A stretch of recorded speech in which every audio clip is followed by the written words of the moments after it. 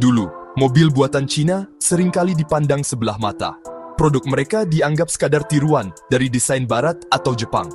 Kualitasnya pun sering dipertanyakan.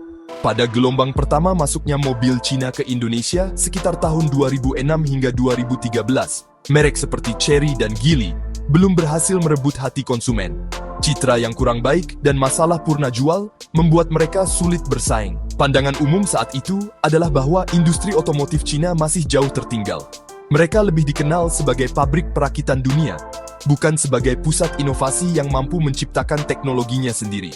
Namun, dalam 15 tahun terakhir, peta kekuatan otomotif dunia berubah drastis. Cina tidak lagi berjalan di belakang, mereka kini berlari di depan. Transformasi ini bukan terjadi dalam semalam.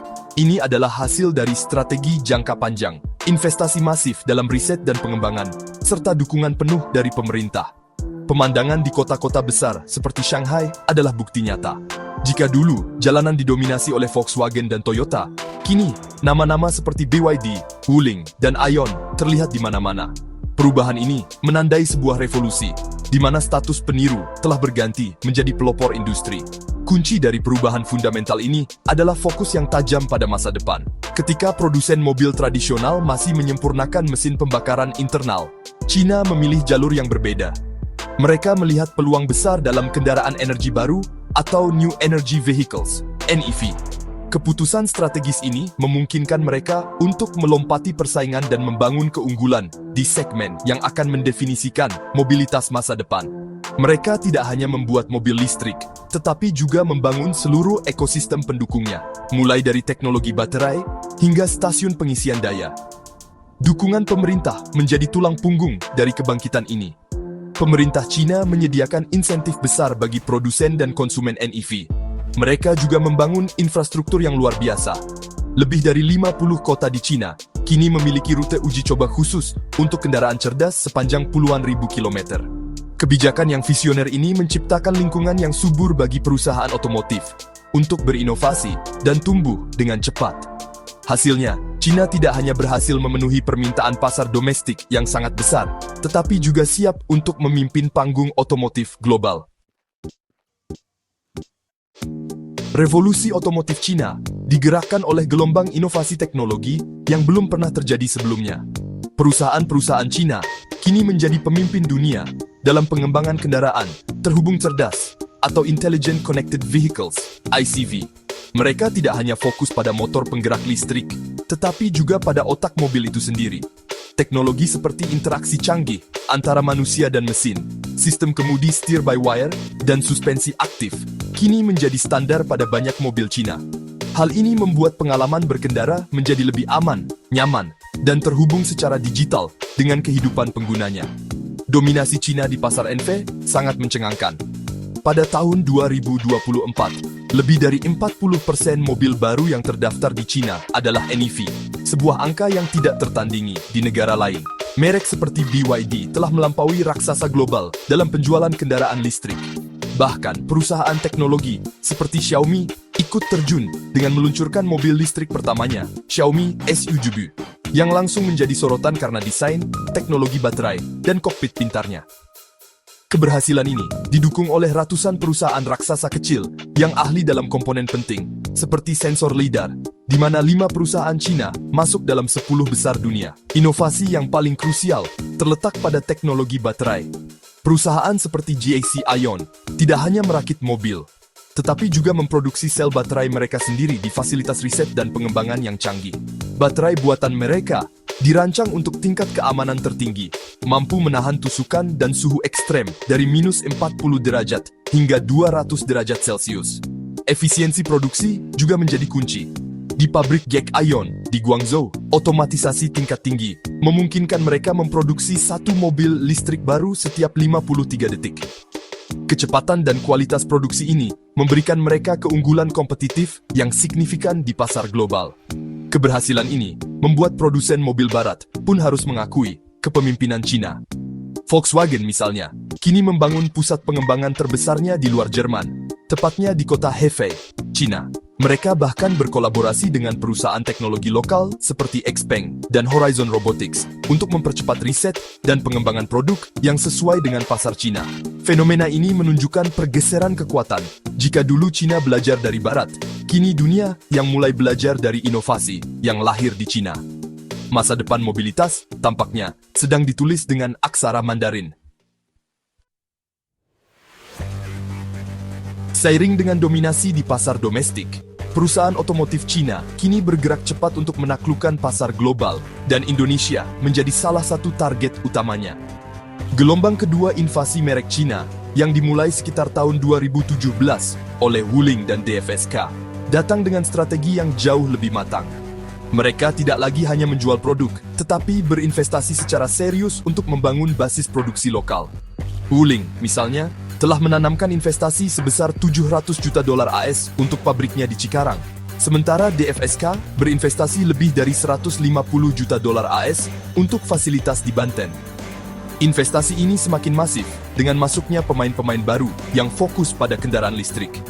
BYD, raksasa Navy dunia, mengumumkan investasi fantastis sebesar 1,3 miliar dolar AS atau sekitar 20 triliun rupiah pada tahun 2024. Investasi ini digunakan untuk membangun pabrik di Subang, Jawa Barat, dengan target kapasitas produksi mencapai 150.000 unit per tahun.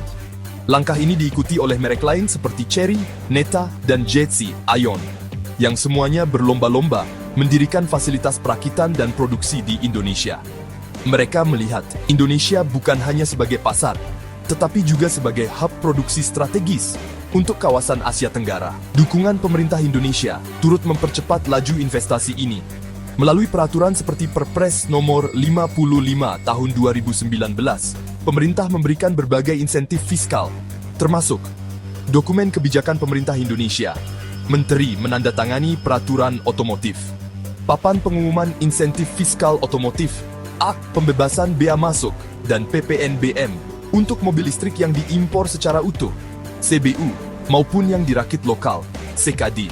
Syaratnya, perusahaan harus berkomitmen untuk memproduksi lokal dan mencapai tingkat komponen dalam negeri minimal 40% dalam jangka waktu tertentu. Kebijakan ini disambut baik oleh produsen Cina. Chery dan Neta misalnya, telah mulai merakit mobil listrik mereka di Indonesia dan berhasil memenuhi syarat TKDN, membuat harga produk mereka menjadi lebih kompetitif. Kehadiran pabrik-pabrik ini tidak hanya menggerus pangsa pasar merek Jepang yang telah lama dominan, tetapi juga membawa dampak positif bagi ekosistem industri lokal. Investasi besar ini menciptakan ribuan lapangan kerja baru, mendorong transfer teknologi, dan menumbuhkan industri komponen dalam negeri.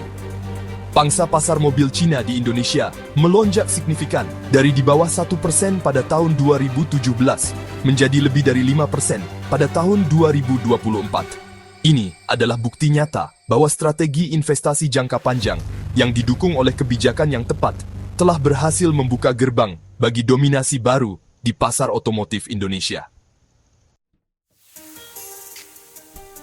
Popularitas mobil Cina di Indonesia dan berbagai belahan dunia lainnya tidak terjadi tanpa alasan. Faktor utama yang menjadi daya tarik terbesar adalah kombinasi antara harga yang sangat kompetitif dengan fitur dan teknologi yang melimpah. Konsumen kini bisa mendapatkan mobil dengan teknologi canggih seperti sunroof panoramik, kamera 360 derajat, dan fitur bantuan pengemudi canggih, ADAS, dengan harga yang jauh lebih terjangkau dibandingkan merek Jepang atau Eropa. Mobil Cina berhasil mendobrak persepsi bahwa mobil murah berarti minim fitur. Mereka menawarkan nilai lebih untuk setiap rupiah yang dikeluarkan. Kualitas produk yang terus meningkat juga menjadi faktor penentu. Belajar dari kegagalan di masa lalu, produsen Cina kini sangat serius dalam menjaga kualitas dan membangun kepercayaan konsumen. Mereka berinvestasi besar pada riset, menggunakan material yang lebih baik, dan menerapkan standar kontrol kualitas yang ketat. Hasilnya adalah produk yang tidak hanya canggih, tetapi juga andal dan tahan lama. Keberanian mereka memberikan garansi jangka panjang, seperti garansi baterai hingga 8 tahun atau lebih, menjadi bukti kepercayaan diri mereka terhadap kualitas produk yang ditawarkan kepada pasar. Fokus pada segmen kendaraan listrik, EV, memberikan keunggulan tersendiri. Di saat banyak negara, termasuk Indonesia, mendorong transisi ke energi bersih, mobil listrik Cina hadir sebagai pilihan yang paling siap dan beragam. Dari mobil kota yang mungil dan terjangkau seperti Wuling RF, hingga SUV dan MPV keluarga yang mewah seperti BYD Atto 3 dan M6, konsumen memiliki banyak pilihan yang sesuai dengan kebutuhan dan anggaran mereka. Dengan infrastruktur pengisian daya yang terus berkembang dan dukungan insentif dari pemerintah, memiliki mobil listrik Cina menjadi pilihan yang rasional dan menarik. Pada akhirnya, keberhasilan Cina adalah cerita tentang visi, kecepatan, dan adaptasi. Mereka melihat kemana arah masa depan industri otomotif dan bergerak lebih cepat dari siapapun untuk sampai di sana.